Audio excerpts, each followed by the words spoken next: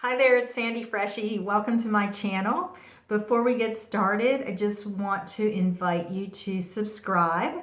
If you're finding these videos helpful and in some way supportive, you'll definitely want to be notified of when the next one comes out. So go ahead and subscribe. And if you find this video helpful, go ahead and like it. And if you know anybody else who can benefit from it, please share it. So today's topic is really for projectors and people who love projectors. And it's about why projectors don't have the energy to do. And I just want to couch this in my personal response to that. You know, the reason that we don't have energy to do, or so I believe, is because we don't have to. And I'm going to go into this so that you can kind of understand where I'm coming from. We don't have to do things. And that's why we're not designed to do things. And what do I mean by doing? You know, I mean the doing that has to do with building things in the world, with putting one foot in front of the other, doing the grunt work, doing the day-to-day sustainable work to maintain physical life for us and for those around us, and to build more things that help us as humans maintain life. That is the realm of generators and manifesting generators. They have the energy to do that over the long haul. And the reason that we don't have to do that, or the reason we're not designed to do that as projectors, is because we're here to guide and to manage the doing.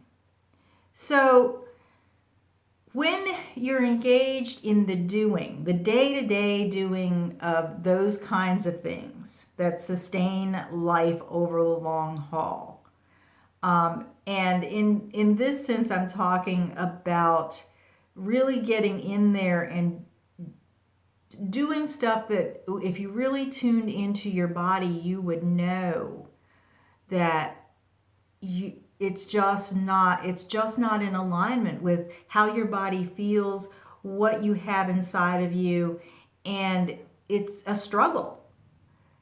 So if you're engaged in that over time, and let's say you're trying to keep up with the manifesting generators and the generators in your life, it doesn't afford you the perspective to be able to guide them when they need to be guided.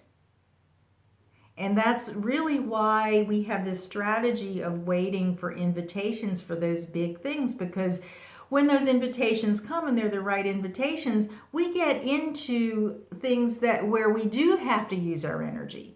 But that energy is not really our energy. It's actually energy that is lent to us by the ones who are inviting us. So we have energy at our access to guide and to do what is our role within that invitation. But if we're constantly involved in the day-to-day doing, the day-to-day building, trying to keep up with the generators and the manifesting generators, first of all, we're going to deplete ourselves. And second, we're not going to be able to see what we need to see when we need to see it in order to guide the work that's being done. You can't really see the whole forest when you're in the middle of it, right? So that's kind of how it is for us. You know, when we go into things, we're in them, they're in us. We absorb them, you know. So if we've got the whole forest in us, or if we're overwhelmed by the forest, we can't really guide. So I want to make a distinction here, because it can sound really disempowering to say that we're not designed to do, and a lot of projectors that I work with come into human design kind of almost with a chip on their shoulder about feeling like this strategy of ours is a directive to go sit in the corner, shut up, and wait your turn. And that's not really what it's all about at all. Outside of those invitations that really require and are lending us that energy that we need to do what we're here to do, or what we're invited to do, is the rest of life. So let's make the distinction between the doing that is building or doing the ongoing day-to-day sustainable work to build a life, and the energy of creating. And we all have energy to create. It doesn't matter what your design type is, we just create in different ways.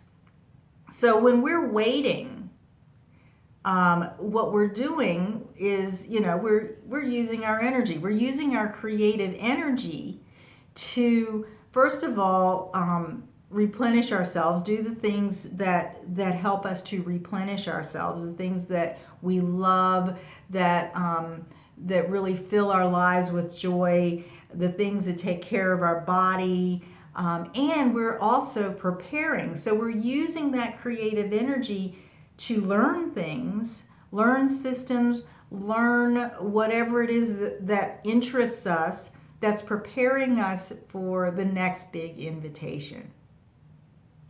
So projectors, you have the energy to create.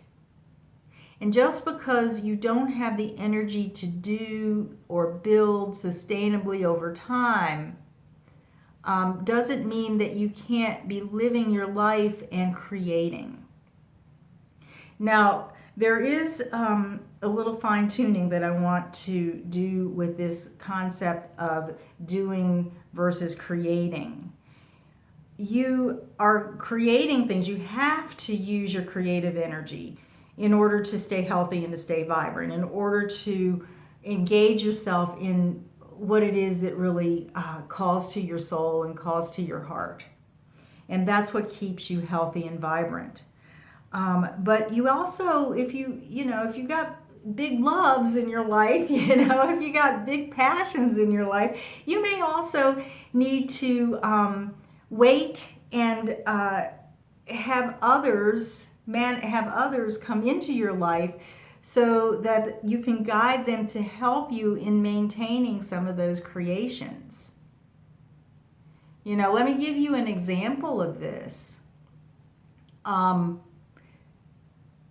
We're in the process of building a home, and if you followed my videos the last few weeks, you kind of know what is going on with that.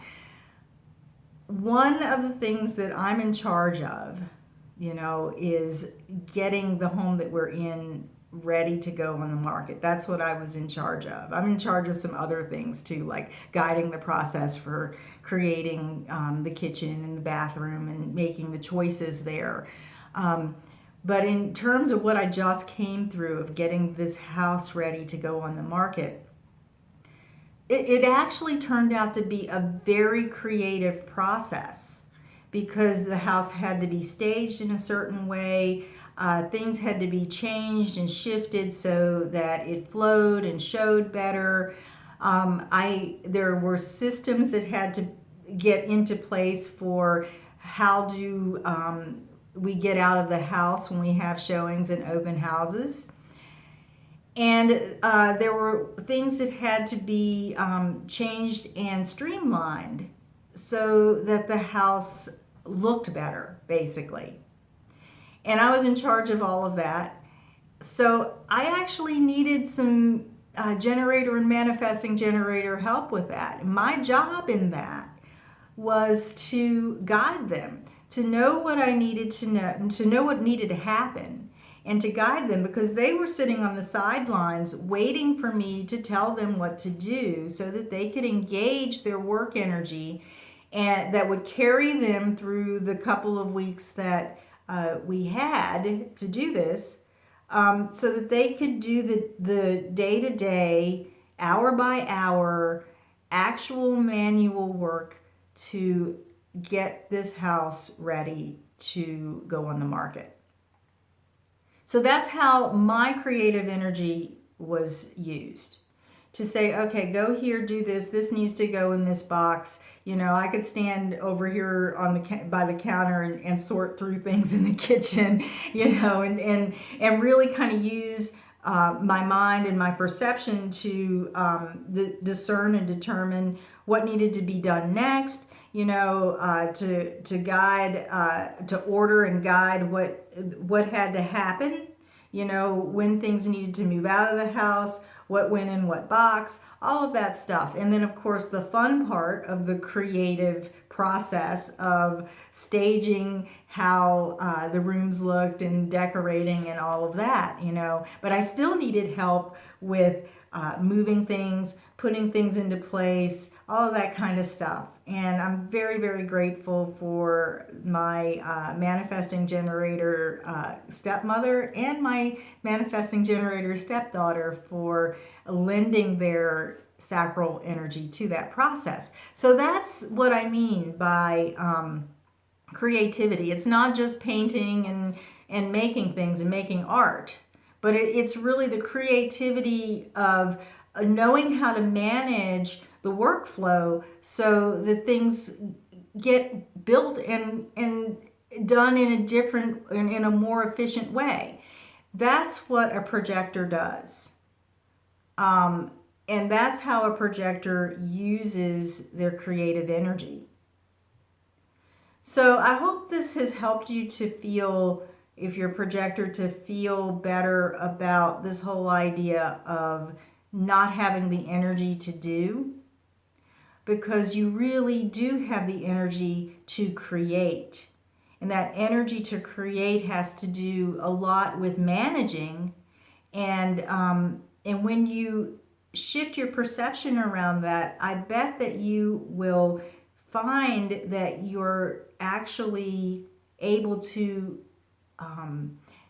get a lot more done. How do I put that? Get a lot more, that your life will order around you in a way that's a lot more full and fulfilling. And as a result of that, you will have less bitterness and more success. So that's it. I'd love to hear from you guys, the projectors out there, what you struggle with in terms of doing and not doing, and understanding what your strategy is to wait, and how you use your creative energy. So any musings or thoughts that you have, please leave them in the comment box. And I look forward to more conversations about being empowered as a projector. Oh, and if you are not part of our projector empowerment movement over on Facebook, I'm going to leave a link below, and be sure to join us there. I'm in there moderating with two other awesome projectors, Evelyn Levinson and Robin Gallup. And we have a really vibrant group of over 500 projectors who are really interested in being the best that they can be, using their energy in the most empowered way that they can, in order to do and be who they're here to be. So until the next time, be well, be vibrant, be empowered.